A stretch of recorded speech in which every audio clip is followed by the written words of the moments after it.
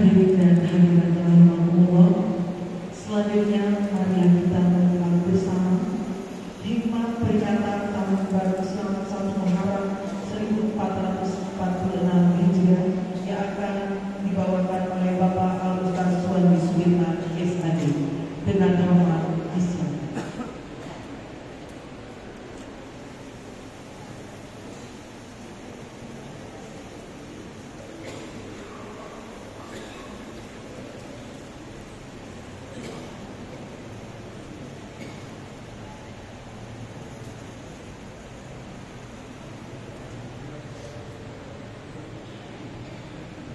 Assalamualaikum warahmatullahi wabarakatuh. Waalaikumsalam warahmatullahi wabarakatuh. Bismillah walhamdulillah. Salatu wassalamu ala Rasulillah wa ala alihi wa sahbihi wa man wala amma ba'd. Yang terhormat Bupati Kepulauan Selayar, dalam hal ini mewakili asisten 1 pemerintahan desa dan sekda, yang kami hormati staf ahli Bupati, yang kami hormati kepala organisasi perangkat daerah,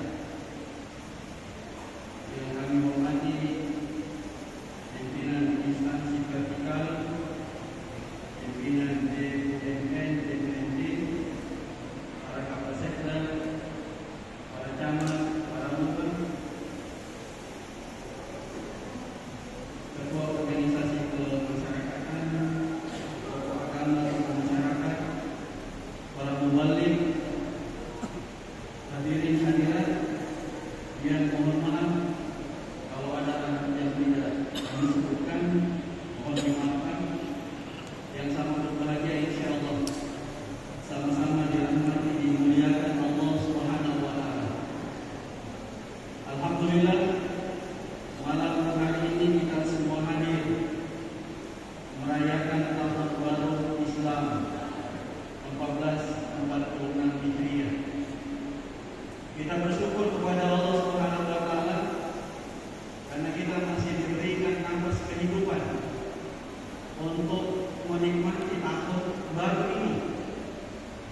Begitu mahal nafas kehidupan itu, sehingga nafas kehidupan itu yang menentukan perjalanan hidup kita hari ini dan di hari-hari yang akan datang. Coba kita berpikir, yang dititipkan oleh Allah saja yang namanya nafas kehidupan bisa diambil setiap saat, setiap waktu. Apalagi cuma yang dititipkan pada kedua tangan kita. Semuanya bisa lepas, semuanya bisa diambil dan sirna seketika. Oleh karena itu tidak ada kata lain untuk mensyukuri nikmat Allah ini selain menyampaikan ucapan alhamdulillahirabbil alamin atas nikmat yang telah diberikan oleh Allah Subhanahu wa taala kepada kita semua untuk menghirup nafas Tahun Baru Islam 1446 Hijriah ini. Salawat dan taslim kita sampaikan kehadiran junjungan kita Nabi besar Muhammad sallallahu alaihi wasallam, bukan untuk menafikan kebesaran dan kemuliaan para nabi yang lain, sehingga kita menyebut Nabi besar Muhammad sallallahu alaihi wasallam. Karena yang membesarkan bukan logika berpikir manusia, tapi yang membesarkan adalah Allah Subhanahu wa taala. Yang membesarkan Nabi itu adalah risalahnya, risalahnya yang agung, risalahnya yang suci, risalahnya untuk semesta alam dan kabar gembira untuk seluruh manusia, risalahnya yang datang untuk menyempurnakan akhlak manusia, membangun tatanan kehidupan yang lebih baik. Itu yang menyebabkan kita menyebut beliau sebagai Nabi besar. Karena memang Allah juga yang membesarkan, bukan manusia yang membesarkan. Dia dididik dan digalaknya dalam akhlak Al-Quran dan manifestasinya dalam rahmat semesta alam dan kabar gembira untuk seluruh umat manusia. Hadirin yang saya muliakan, sebelum saya membahas tentang hijrah, izinkan saya untuk menyampaikan terlebih dahulu beberapa pandangan para cendekiawan Muslim tentang makna hijrah, makna tahun baru Islam dalam kehidupan umat Muslim. Yang pertama, saya mengutip dari Profesor Dr. Ismail Raja Al-Faruqi. Beliau adalah seorang cendekiawan asal Pakistan yang bermigrasi ke Amerika dan menjadi salah seorang profesor riset di Harvard University yang menulis salah satu karya bernama di dunia Islam tentang hijrahnya Nabi. Apa yang beliau katakan? Beliau katakan bahwa hijrah itu adalah titik balik. Hijrah titik balik langkah awal perlindungan untuk kaum muslimin. Jadi titik balik dan langkah awal perlindungan untuk kaum muslimin. Karena apa? Karena sama kita tahu kondisi Mekah yang tidak kondusif dengan keberadaannya Nabi kita, keberadaannya umat Islam, keberadaannya para sahabat yang setiap saat mendapatkan teror, mendapatkan intimidasi, mendapatkan perlakuan kasar, maka tidak ada jalan lain kecuali melakukan hijrah sebagai titik balik langkah awal untuk melindungi kaum muslimin pada waktu itu. Lalu yang kedua yang disampaikan oleh Dr. Ali Syariati, cendekiawan Muslim asal Iran yang merupakan salah satu arsitek revolusioner Islam Iran.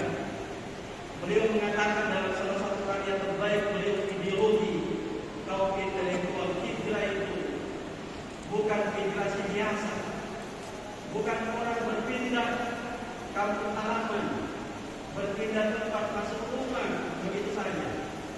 Bukan migrasi biasa, tapi hijrah itu adalah gerak sejarah yang melahirkan peradaban yang bisa dinikmati oleh semua umat manusia.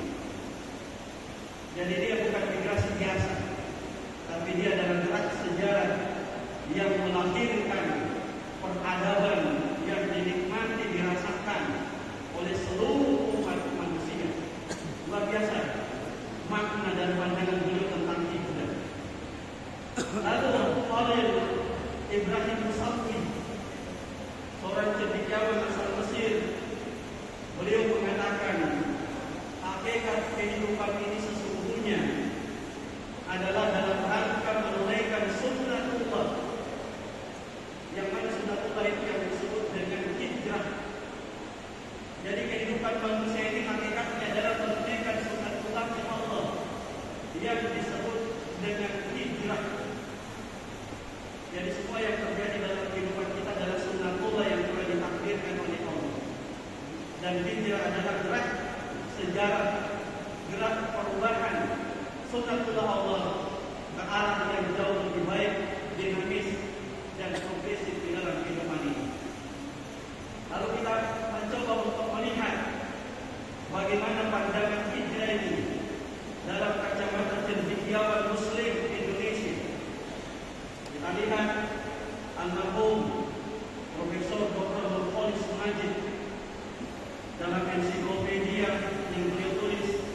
Beliau mengatakan hijrah itu bukan sekedar nama, bukan sekedar pergantian nama Yasrib menjadi Madinah, bukan juga sekedar kota, tapi sesungguhnya hijrah itu adalah negara utama, peradaban utama, peradaban ideal, masyarakat yang kosmopolitan, masyarakat yang egaliter, masyarakat yang terbuka inklusif, masyarakat yang sangat jauh dari batas hadiah, masyarakat yang majemuk, yang mau bersatu dalam sebuah tatanan kehidupan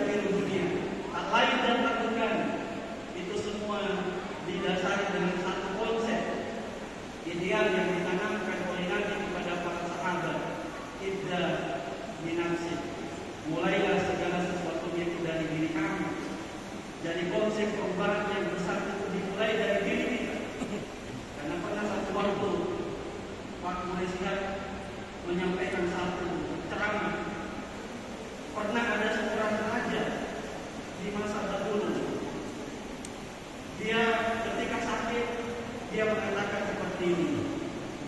Dulu saya bercita-cita untuk merubah dunia, tapi saya tidak berhasil merubah dunia. Lalu saya turunkan skalanya itu untuk merubah negeri dan bangsa saya. Ternyata saya juga gagal dan tidak berhasil. Lalu saya turunkan lagi skalanya untuk merubah apa yang ada di tengah masyarakat saya. Namun saya juga gagal dan tidak berhasil.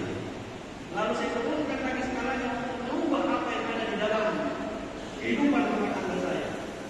Ternyata saya juga gagal dan tidak berhasil. Sampai pada satu pertemuan, kenapa kegagalan itu bisa terjadi?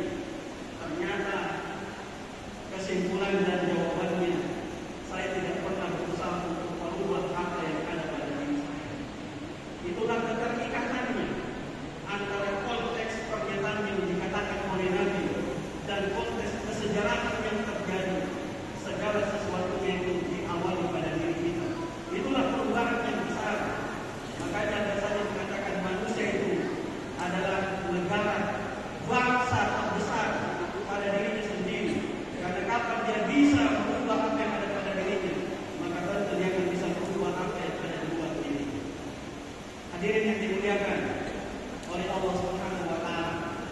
Lalu yang dikatakan oleh Profesor Dr. Boris Sihat, mufassir ternama Asia Tenggara, dan beliau juga adalah seorang cendekiawan Muslim yang sangat ternama di negeri kita, yang mengarang sebuah buku atau tafsir Al-Misbah. Kemudian ada juga buku yang pernah menjadi polemik, bahkan menjadi santapan yang lembut yang diterima oleh beliau. Apa itu? Sunni dan Syiah bergandengan tangan dalam salah satu dialog yang terjadi. Ya. Bayangkan beliau dituduh orang Syiah, beliau dituduh sesat, beliau dituduh macam-macam tuduhan itu. Tapi tuduhan itu beliau jawab begini: kalau orang baru belajar agama itu, 1 tahun dia belajar agama itu seperti dia menganggap dirinya Tuhan. Tidak ada lagi yang benar kecuali dirinya sendiri. Ini yang banyak terjadi juga di kalangan kita ini. Anak-anak muda kita yang baru belajar agama 1 hari, 2 hari, baru belajar dari salah seorang ustaz, sudah menyalahkan orang yang sudah sekian puluh tahun mantul dan belajar agama. Ini satu penyakit yang sangat berbahaya di tengah-tengah kehidupan kita. Ya. Apa yang kemudian beliau mengatakan, 2 tahun dia belajar agama, ternyata turun statusnya dari orang jadi nabi. Dia mulai menyadari kelemahannya, menyadari kekurangannya. 3 tahun kemudian dia belajar agama, dia sudah menyadari diri bahwa ternyata saya orang bodoh. Di luar sana masih banyak orang yang lebih hebat pintar dibandingkan saya. Inilah konsep yang harus kita tanamkan pada diri kita. Menyemangati juga makna hijrah. Di atas langit ada langit. Sehebat apapun kita masih ada orang yang lebih hebat. Sepintar apapun kita masih ada orang yang lebih pintar. Sesoleh apapun kita masih ada yang lebih soleh dibandingkan kita. Semua itu kita kembalikan kepada Allah yang Maha Kuasa, yang berhak untuk menilai dan mengadili manusia. Bukan manusia yang mengadili sesamanya manusia. Orang yang puas pemahaman agama itu makin modern dia di dalam beragama, karena dia makin mengetahui kelemahan dan kekurangan diri. Sebaliknya orang yang sombong, congkak dan bangga diri, berada di atas kebutuhannya, makin bangga dengan kebutuhannya, karena dia tidak pernah tahu dirinya. Kalau ada orang yang lebih pintar daripada dirinya, ada orang yang lebih hebat daripada dirinya, ada orang yang lebih soleh daripada dirinya. Hijrah mengajarkan kita sebuah sejarah untuk kita berubah ke arah yang lebih baik. Kita tidak mungkin dinamakan hijrah kalau tidak ada makna yang terkandung di dalamnya. Lalu Pak Presiden mengatakan hijrah itu adalah pengorbanan dan optimisme, meneladani ketulusan cintanya Nabi Muhammad SAW. Beliau berkorban, dia tinggalkan kampung halaman yang dia cintai, menuju satu daerah, satu dusun yang namanya Esri,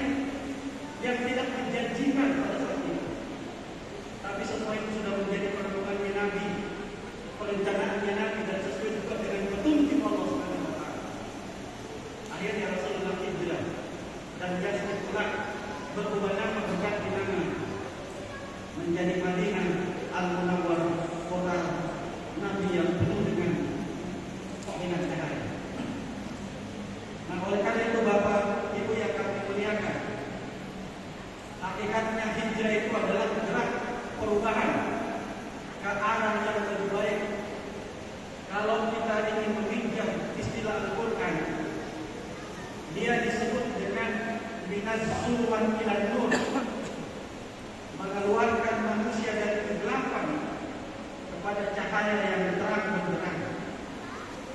Jadi minas zulumat ilan nur, kegelapan yang dihadapi oleh Nabi di Madinah, di Mekah, akhirnya berbuah kemenangan, berbuah kejayaan, berbuah kemuliaan, berbuah keselamatan kedamaian di sebuah desa, di sebuah distrik dusun yang bernama Yasrib, yang telah dikemudian menjadi Madinatul Munawwarah.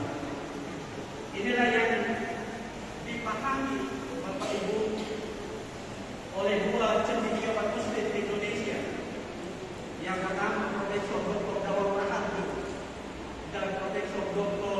Kunto Wijoyo dalam ensiklopedia Al-Quran beliau mengatakan ini.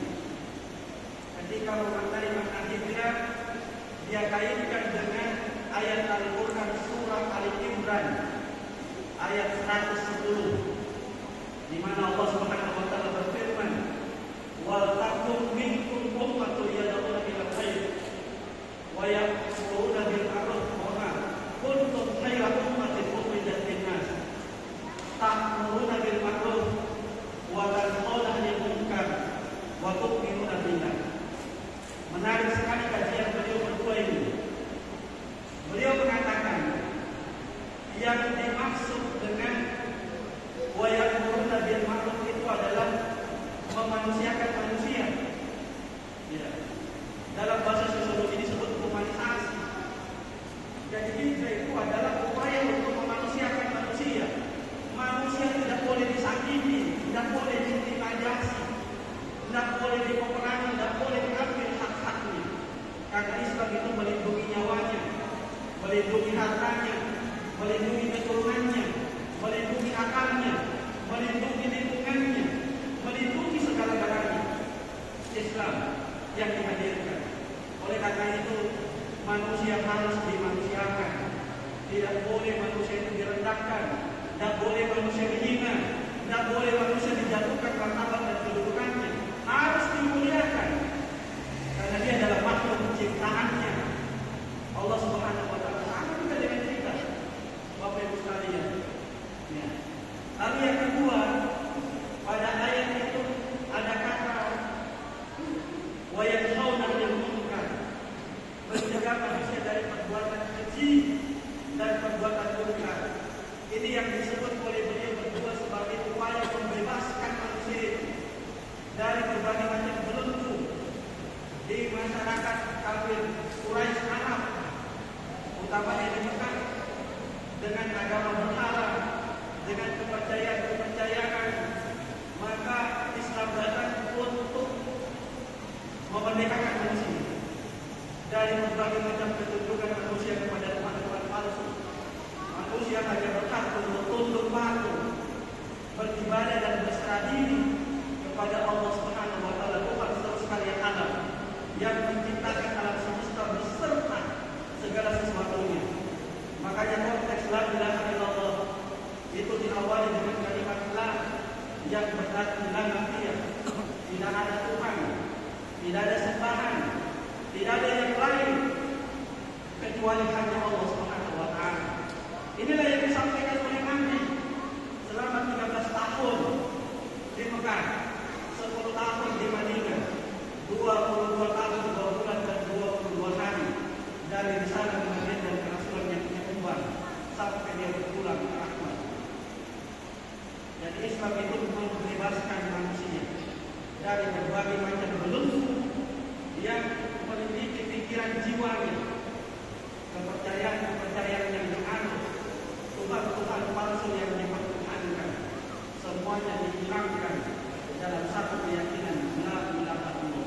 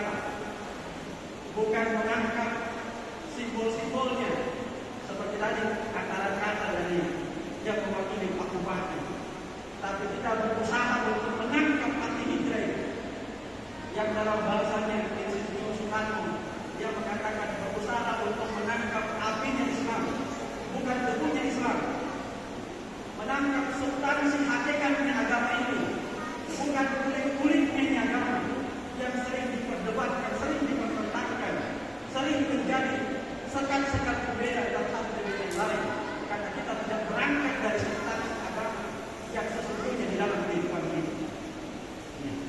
Makanya Maulana Jalaluddin Rumi, maestro sufi yang sangat terkenal di dunia Islam, dia bilang, kenapa kita selalu berbeda? Karena kita terpenjara dan terikat oleh akal dan pikir kita. Jiwa kita terikat oleh simbol-simbol agama. Kita tidak pernah memahami substansi agama, bahwa kita satu, semuanya satu, asalnya satu, tujuannya juga pulang kepada yang satu, yaitu Allah Subhanahu wa Ta'ala. Kenapa harus ada perbedaan? Karena kita yang berbeda dengan logika berpikir kita dan hati kita yang sendiri. Kita tidak pernah memahami alam ini luas. Alam ini adalah Al-Quran yang besar yang harus kita baca. Kehidupan ini adalah Al-Quran yang luas yang harus kita renungkan. Setiap saat, setiap waktu. Bukan cuma membaca yang tertulis, tapi bagaimana merenungi dan membaca yang tak tertulis, yang akan membentuk pola berpikir kita dan keberagamaan kita yang tulus kepada Allah Subhanahu wa Ta'ala. Inilah yang dikatakan oleh Syekh Muhammad Abdul ketika beliau belajar di Sorbonne, Prancis, pulang di Mesir. Apa yang dikatakan oleh Muhammad Abdul? Kenapa di Mesir saya lihat Muslim tapi saya tidak lihat Islam? Kenapa di Sorbonne, Prancis sana saya lihat Islam tapi saya tidak dapat Muslim di sana? Di kampung saya, di negeri saya ada Muslim tapi tidak ada Islam. Di kampung orang ada Islam tapi tidak ada Muslim. Nilai-nilai Islam lebih diaplikasikan, lebih diamalkan, lebih dihidupkan oleh orang-orang Islam yang ada di sana.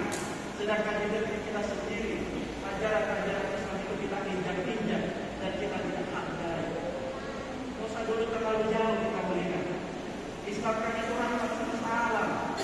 Bagaimana dalam kehidupan keseharian kita menjaga kebersihan lingkungan kita, memperindah tatanan kehidupan yang kita jalani setiap saat. Kita penuh dengan sampah-sampah, kotoran-kotoran yang berserakan di tempat ini. Tidak ada kesadaran kita untuk membersihkan, kesadaran kita untuk menata kehidupan kita. Karena itu juga separuh daripada iman, separuh dari agama kita. Bagaimana kita mau beragama dengan baik, sholat dengan baik, sedangkan lingkungan kita kotor, lingkungan kita dipenuhi dengan orang-orang miskin, orang-orang yang tidak berpunya. Kita bagus hubungannya dengan Allah, tapi kepedulian kita tidak ada sama sekali di tengah-tengah kehidupan kita. Itu yang ditangkap oleh Syekh Muhammad Abdul. Ya. Makanya saya selalu mengatakan, kenapa bisa begini? Karena umat Islam meninggalkan hakikat ajaran Islam yang sesungguhnya, dan orang-orang Barat mengambil hakikat ajaran Islam itu lalu diamalkan di tengah-tengah kehidupan. Ini jamaah yang sangat dimuliakan dan dirahmati oleh Allah Subhanahu wa Ta'ala. Oleh karena itu, kalau kita kembali pada makna hijrah, tak lain dan tak bukan menuntut kepada kita untuk lebih baik dari hari ini, ya, lebih baik dari hari kemarin. Hari ini harus jauh lebih baik, karena di dalam Al-Quran kita cuma berputar pada 3 hal. Kalau kita tidak jadi orang beruntung, jadi orang rugi. Kalau tidak jadi rugi, jadi orang neraka. Hidup kita cuma 3 hari, kemarin, hari ini, dan sebentar. Kemarin sudah pergi, hari ini kita nikmati ini, kita manfaatkan sebaik-baiknya. Sebentar sebuah tantangannya, karena kita tidak pernah tahu bagaimana takdir dan kehendak Allah Subhanahu wa Ta'ala yang harus menetapkan dan melakukan untuk kita semua dalam kehidupan ini. Saya ingin menutup ceramah ini dengan menyampaikan nasihat Imam Al-Ghazali dalam At-Tibbul Masbuk fi Nasihatil Muluk. Beliau katakan begini, wahai manusia, sesungguhnya dunia ini bukan tempat tinggal. Saya ulang, Al-Ghazali mengatakan, wahai manusia, dunia ini rumah singgah, bukan tempat tinggal. Kata Sayyidina Utsman, dunia ini seperti jembatan. Masa ada orang membuat rumah di atas jembatan? Tidak logis, tidak rasional. Kalau kita membuat rumah di atas jembatan, karena dunia itu jembatan menuju kehidupan yang abadi. Lalu beliau mengatakan, kita semua musafir, kita semua pelancong, kita semua turis, kita semua adalah penganut dan pengembara di dunia ini.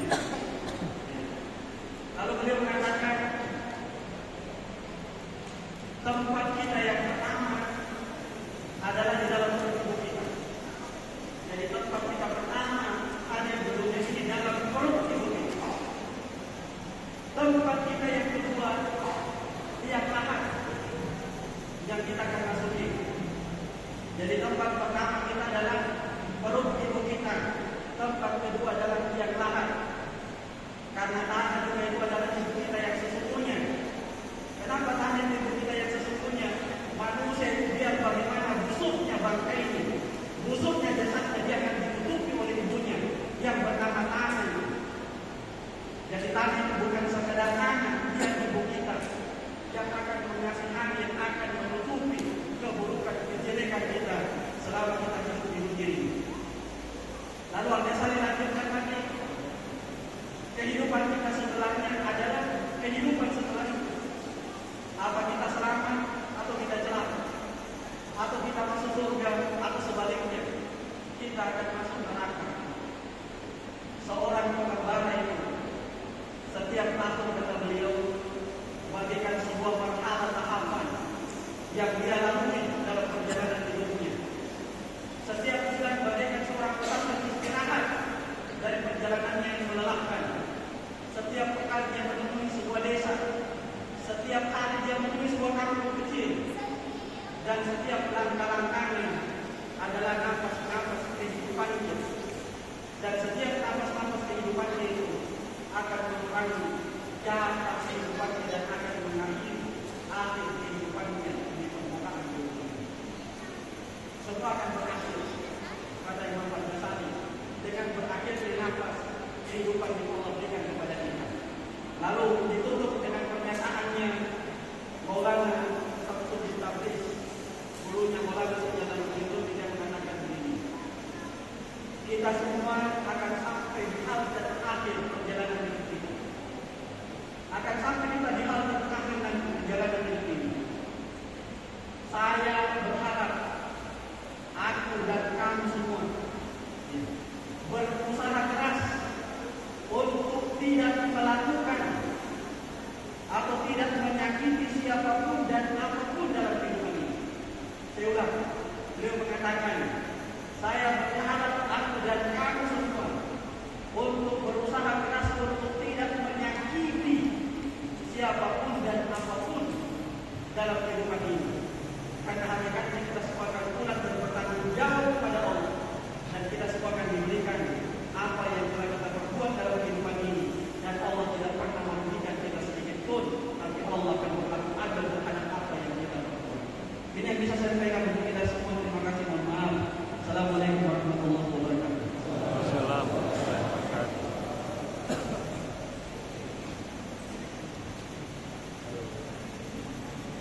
30 menit.